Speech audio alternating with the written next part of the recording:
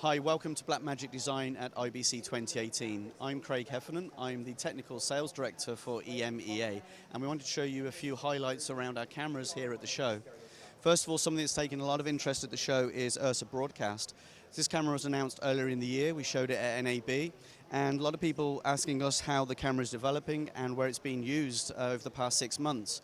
We've been seeing it being taken into live broadcasts, a lot of sports clients, and also some live AV for staged events. One case study that we've spoken about was the guys at X Factor using it throughout the UK to deliver their live shows through the summer. The camera itself has been really well received. The fiber systems have been going into those solutions as well, rather than using SDI. And we're talking to customers now about how we can make improvements and really make sure we fine-tune this product for live and broadcast applications. New to the show, though, is Blackmagic Raw. And this is a new codec available to us that we're talking about how we can improve the processing for RAW performance, both at a cine level and a high level, but also through all forms of camera production. The RAW codec is now available on the Ursa Mini Pro 4.6K. Camera Updater 6 is now available for all owners of that camera to try and test it out as a public beta, and we're welcoming any kind of feedback or thoughts on how it works. Kind of roughly speaking, Blackmagic Raw is a way for us to approach RAW recording in a much more revolutionary and modern way. RAW processing in our cameras to date has been done with Cinema DNG, which has a few complications for post-production. It's a large image sequence system. It requires a lot of GPU and CPU handling in post, so it hasn't really been ideal for a lot of applications. With Blackmagic Raw, we've changed the way that we're processing RAW in the cameras, and this starts in camera itself. So in the actual system, we're doing a partial demosaic in camera and using some of the camera processing to do that heavy lifting so that the post-production requirements are a lot more efficient and faster, meaning you can actually edit Blackmagic Raw on laptops and with much slower drives and connected media storage to those post systems. In the camera itself, we have a couple of platforms for recording. We have a constant bitrate mode, which will go from 3:1 to 12:1. So then you can better guess what your storage is going to last, and you can then make assessments on what your storage will do.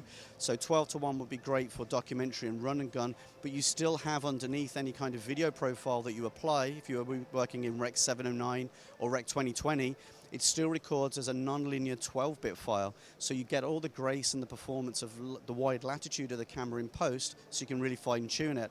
We then have something called constant quality.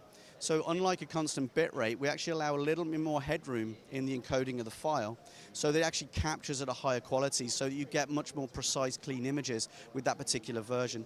Slightly larger file sizes, but still much more adaptable in post than the original Cinema DNG.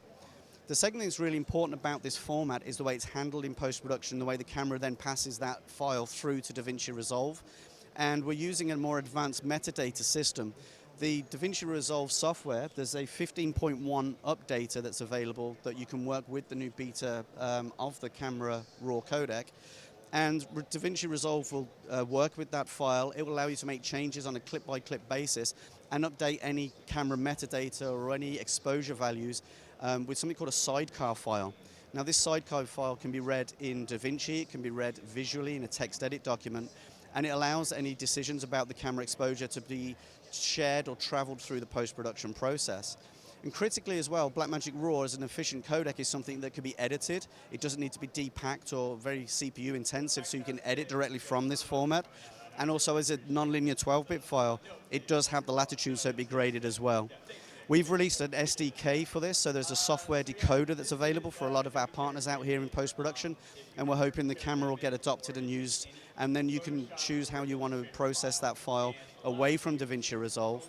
Or if needs be, we also have the Blackmagic Raw player.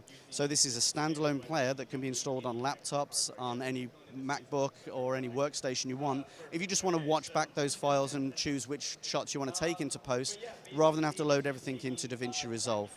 So Blackmagic Raw is something we think is going to be fantastic for us in post-production. It has a lot of applications that we're looking forward to working with, and we're really proud to announce it as a public beta at IBC 2018 and see what people will work with it over the coming months.